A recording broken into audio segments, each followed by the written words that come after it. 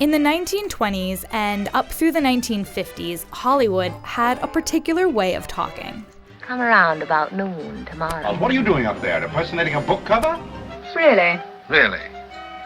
It was called the Midatlantic or transatlantic accent, but we don't speak like that anymore. So what happened?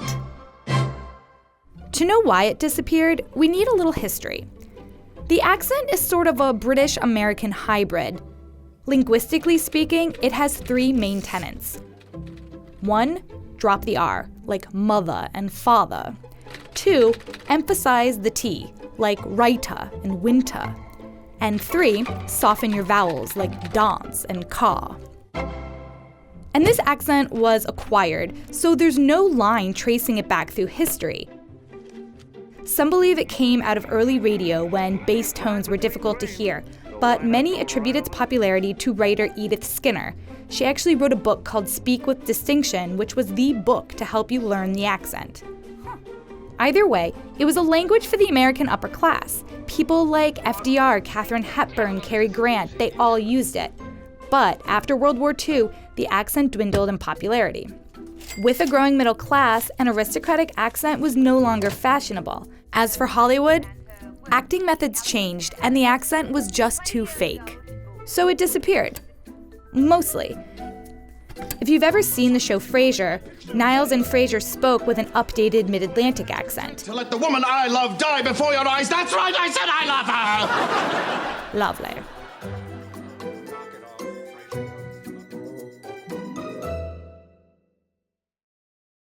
Hello, my name is Sammy and I'm from Paris, France originally, from Atlanta, Georgia, from Sydney, Australia, London, England, Moscow, Russia. There's been a lot more, but those are the ones that are coming to mind.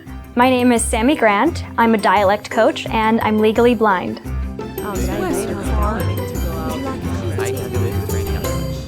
A dialect coach is someone who teaches actors accents. I can do accents from around the world. I don't really even have a count anymore because I've taught so many. I mostly work for the stage. I've started dabbling in television. One of the reasons I think that I took to voice work and dialect work is because I'm more in tune with hearing. So people are always like, oh, you have heightened hearing. I don't like that phrase because it sounds like we have like superhero hearing, like we're Daredevil or something. Well, you're just like Daredevil. No. But I do have more attuned hearing. I use my hearing more than a sighted person because I have to. For London accents, placement's really important. So the placement's like really forwards in the mouth. So there's the southern accent that lacks the R. The Australian accent quite different than the British accent, so they don't really say like butter. It's a little more like butter. Transatlantic accent is very dramatic. It's what you hear in those old-time movies. It's kind of like a, well, I don't know. Is he ever gonna love me? Well, I just want him to love me. But if I'm too expressive, maybe he won't. I don't know. For Russian accent, you want to sort of feel like you swallow something back of the mouth. This is very stereotype, but like the Jewish New York mother. This is what I do a lot with my friends, you know, kind of like the why don't you call me? You know, I sit around and wait for your calls all day and you never call me. I don't mind. It's okay. You know, just whatever. I just paid for your college tuition. It's okay. It's a pretty in-depth process teaching someone an accent. I get sent this script and I try to gather everything I can. So that goes much beyond just where does this take place?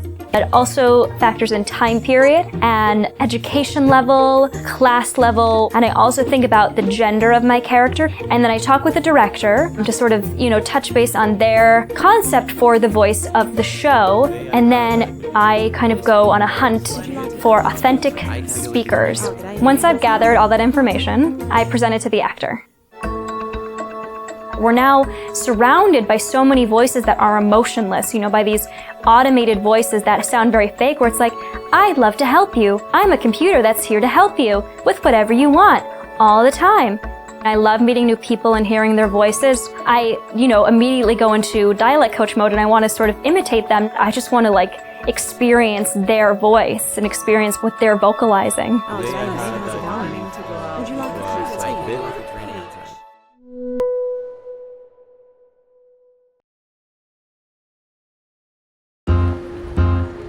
My name is Yannis Ikonomou. I'm from Greece and I speak 32 languages. Russian, Portuguese, Norwegian, Turkish, Hungarian, Czech, Polish. Ionis is what we call a hyperpolyglot. It means he can speak a lot of languages. By the time I was 20, I'd already learned some 15 languages, and when I moved to Brussels and started my career at the EU institutions, I added more official EU languages. See, the thing is, Ioannis, he's a quick learner. Ja, ich bin sehr neugierig von Natur aus und慢慢意识到了怎么可能学习好外国语言。This doesn't happen by just sitting at home and studying, though. No, claro que no. Hay que viajar mucho, hay que estar en contacto con la gente. Это для меня прекрасное упражнение на этих языках. Bu en iyi metod yani yeni bir dil öğrenmek, onu kullanmak. E posso utilizzare veramente tutte queste lingue con i miei colleghi ogni giorno. The world is a big place with different cultures and, yes, different languages. Ik leef mijn leven in meerdere spraken, in meerdere talen, niet maar in één taal. I speak to my husband in Polish because he's Polish. I dream in all kinds of languages. Parmi toutes ces langues que j'ai apprises, je peux comprendre notre vaste monde. Wait. Before we go, if anyone knows, it's you. What is the most complicated language to learn? Mandarin. Mystery solved.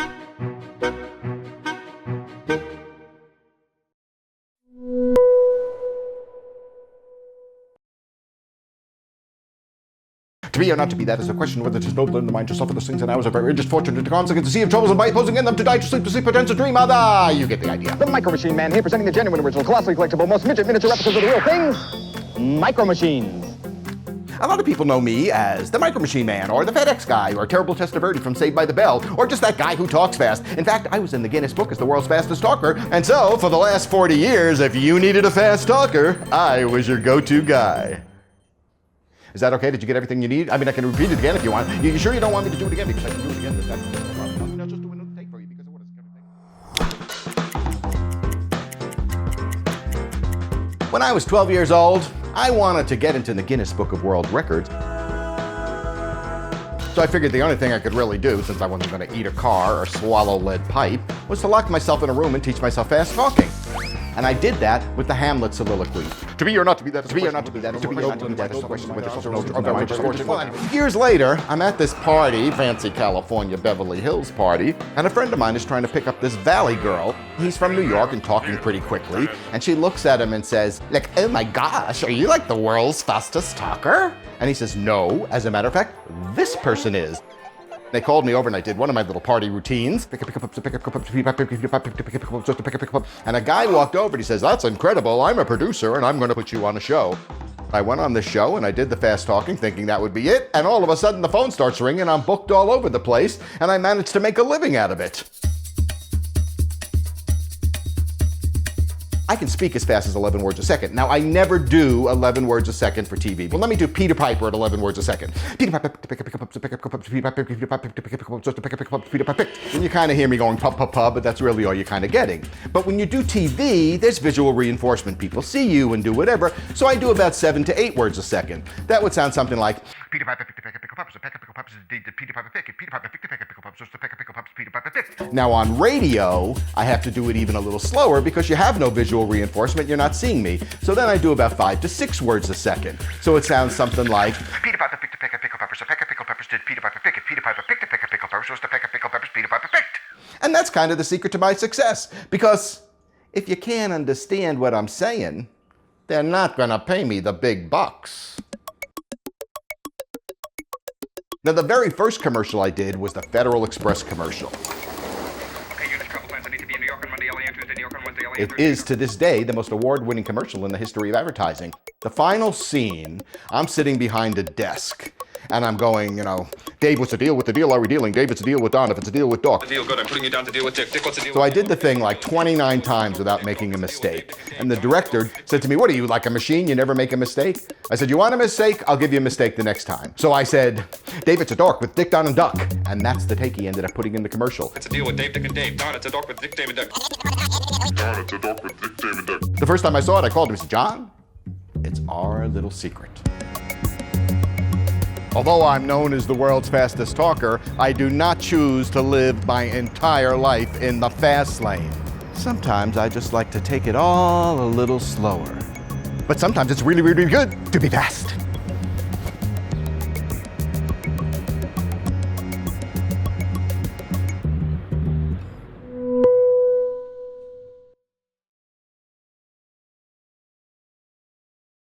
Nyerifak, asu anno sechi.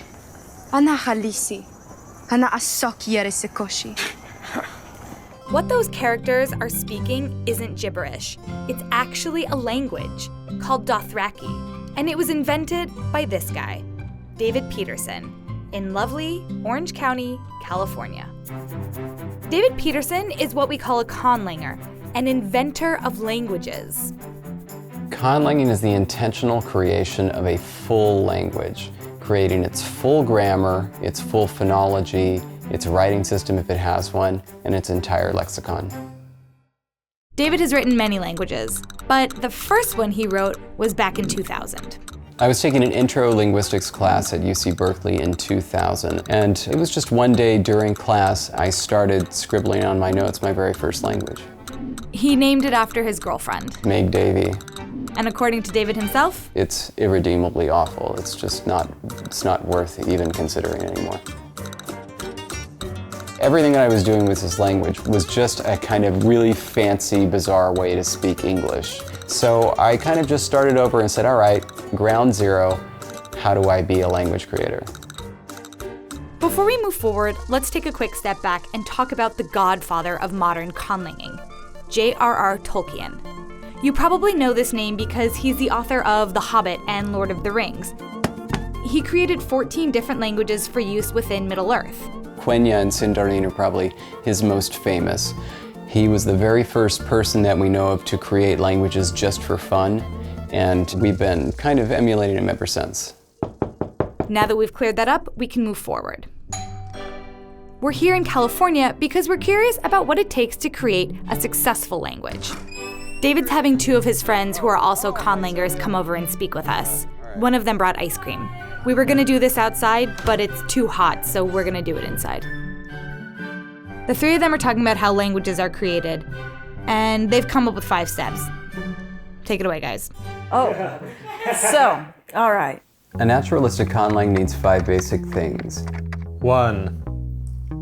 The people. What they do, who their neighbors are. The second thing that you're going to need is a phonology or sound system. Do you have voiced and voiceless consonants? Do you have aspirated consonants? 3. Words. All the nouns, all the verbs, all the modifiers. 4th, grammar. Which is the fun part. Finally, history. You need to know how the meanings of words changed over time, and you need to know how the grammar of your language evolved from a time in the distant past to what's used now. Now that we've got that settled, let's finish this. In the past 15 years, somebody who created language went from somebody who was like, oh, you're a nerd, to, oh, wow, that's really nerdy, which now means cool.